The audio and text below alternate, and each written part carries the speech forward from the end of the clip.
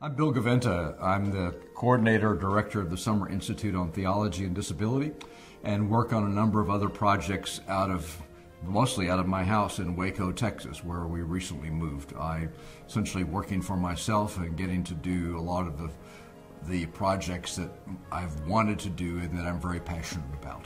Primarily, I'm the director of the Summer Institute on Theology and Disability, which brings together 100 to 150 people from many different backgrounds in terms of academics, people who are doing ministry, families, people with disabilities, for a week each summer. And we're doing that for the 6th time in Atlanta this year, 2015. And that project also brings some of the top scholars around the world and people who are writing and doing work in that area. So with the help of the Bethesda Institute, who is our major sponsor, it's a time for people to really come and share with each other and learn from each other. It's been a lot of fun the last 6 years. That's one of the projects, and then along with Eric Carter and a number of other people connected with what are called University Centers of Excellence in Developmental Disabilities.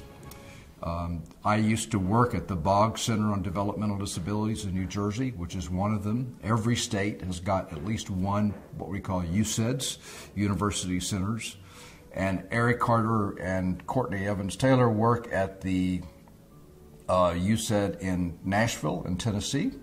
And together we have started a collaborative on faith and disability, which is bringing together at present about 14 other university centers who are all interested in inclusive faith supports and spiritual supports. And we've got a number of projects going on through the collaborative.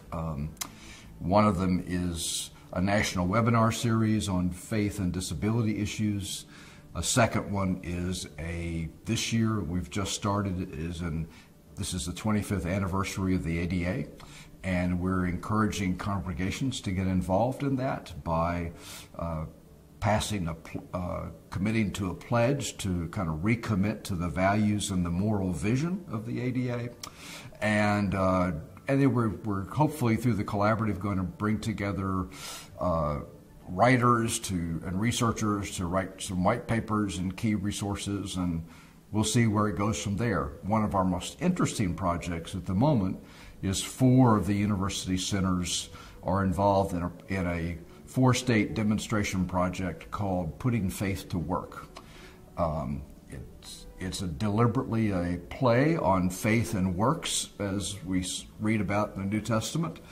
And it's essentially a pretty simple idea, which is that we believe the magic of congregational care can be when you get a small group of people to care about or surround an individual person or family, get to know that person really well and provide supports in different ways, but also know somebody's gifts and their passions, that we believe that with that kind of a small group of people or a task force or something within a congregation, who then turns around and uses the networking power of all the members of the congregation, that we think faith communities could help people with disabilities who they know get jobs.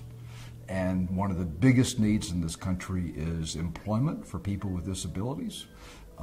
Those figures have not budged much in decades. And from a faith perspective, God calls all of us to do what we can, to work, to share responsibility, and so many people with disabilities have got skills and gifts and interests that they would love to utilize in contributing to their community, to their congregation, earning a paycheck, feeling the value of having a job just like others do. And so we're pretty excited about that project. We hope to come out with a manual in 2016 that congregations can take and use and be as creative as they want to be, because we think this is an area they can make a real dent. I've worked in a variety of different places, some on the faith side, more on within human service systems. For instance, one of the University Centers of Excellence, and also for a DD Council, a Developmental Disabilities Council, when we lived in Georgia. most of my life has been spent working as a bridge between secular organizations, or I don't really want to call them secular organizations, because I think any organization involved in disability has got a lot of spirit to it because of the values and the questions and the concerns and needs they're dealing with.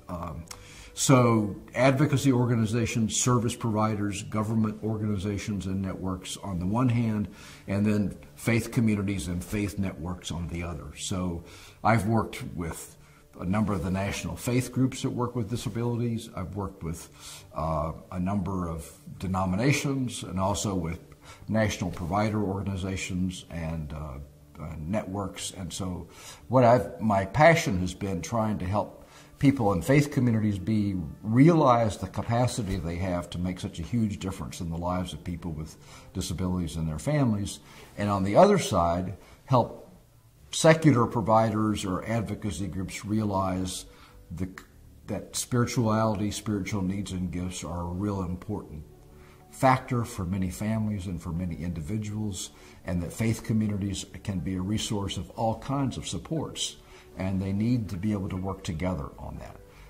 Too often faith communities have got a bad rap, I think, in terms of ways that they have treated people with disabilities and their families. Faith communities have to be prepared to hear those stories, because a lot of them have been true over time. But I think things are changing, and I think there's so many positive stories now going on and examples of that I'm hoping that people from the secular side and advocacy side can realize that congregations, synagogues, churches, mosques can be real allies in working together around an individual family, that people need supports from all areas of their life, and from the faith community if that's their choice.